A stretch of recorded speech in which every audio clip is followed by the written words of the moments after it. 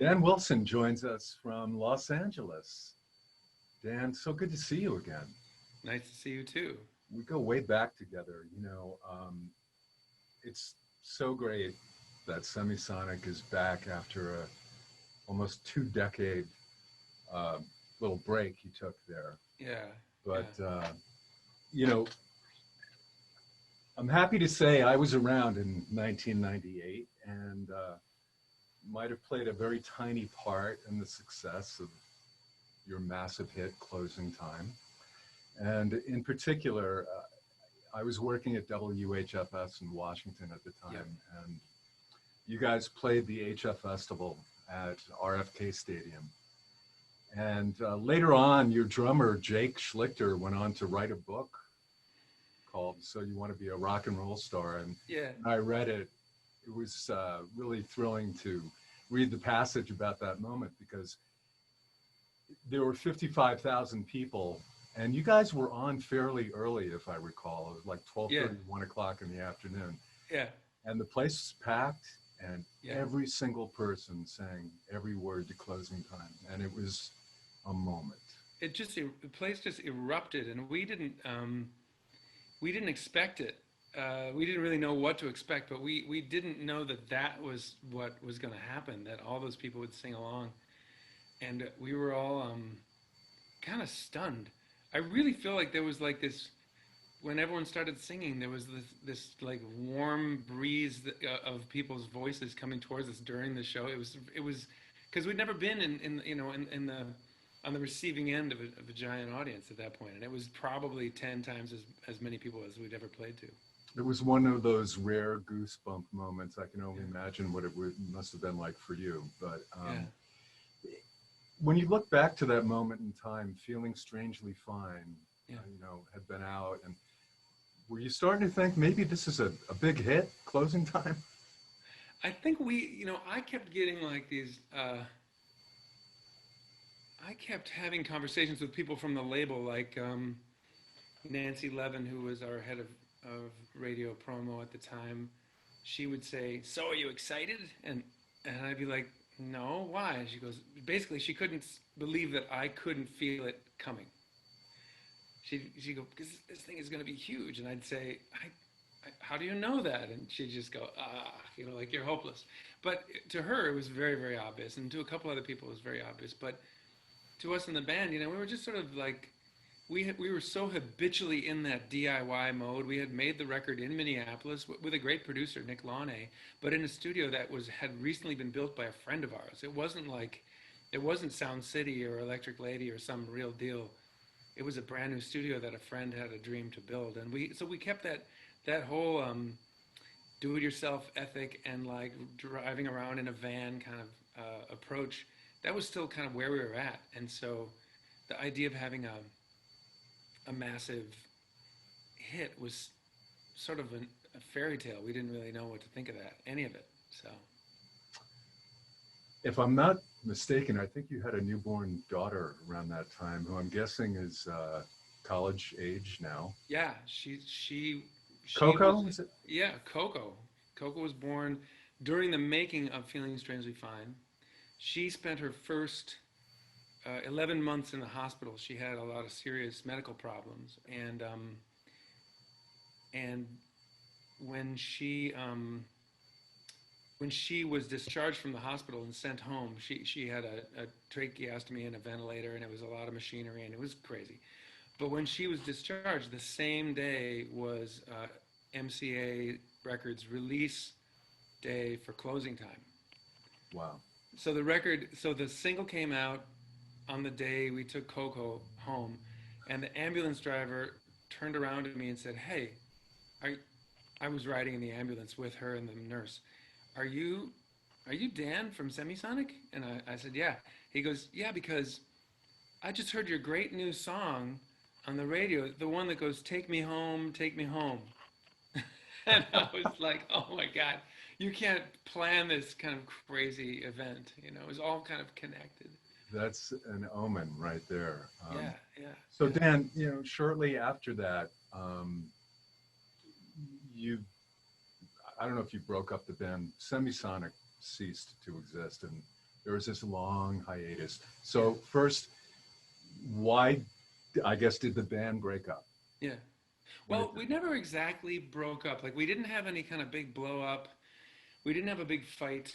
It was a little more real life and workaday than that. We had been on tour for about 8 years.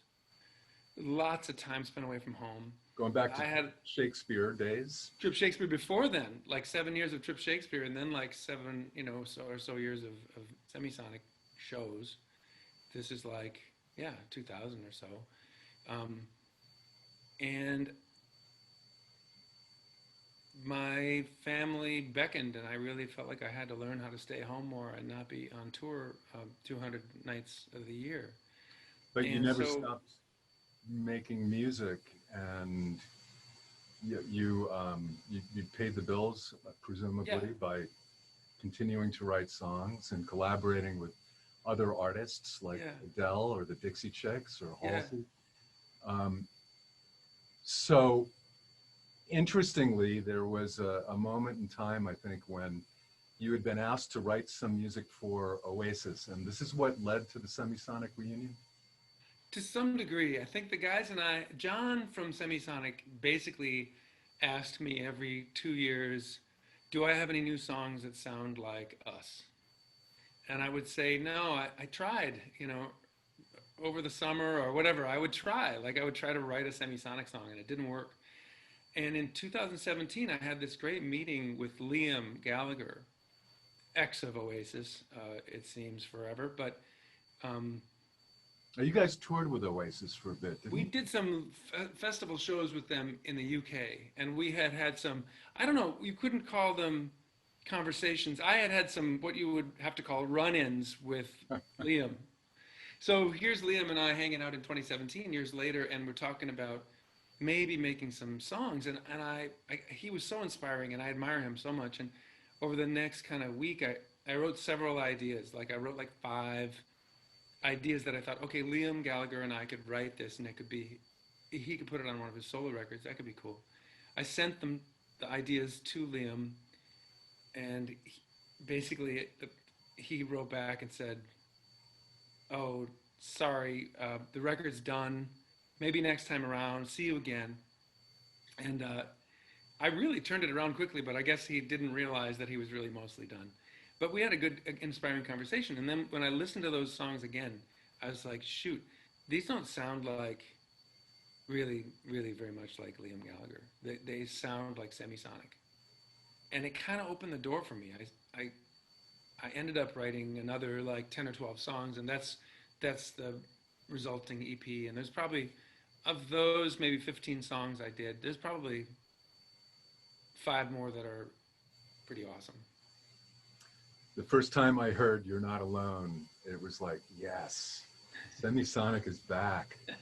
And particularly, you're such a great lyricist, but that line, "You want to fight the power or tell it the truth, better take the fight to the voting booth." Yeah, How appropriate. And yeah, this song in this particular time that we're all living in yeah. is so perfect. So thank you for that. Cool. I like how that, funnily, I wrote that 2 years ago when I was very, very moved and, alarmed and excited by, at that time, Black Lives Matter protests, at that time, Women's March, at that time, a lot of the things that are still live issues now. And so when I wrote You're Not Alone, I wasn't thinking about being in quarantine for a pandemic, uh, but I was definitely thinking about all the other urgencies that we're faced with. And I think it sort of comes out in the song. And I think it's almost just a beautiful, weird coincidence that there's this kind of comforting, we're in this together kind of vibe in the song. I'm happy because that's what I would have said after the pandemic too, but luckily the song was already done.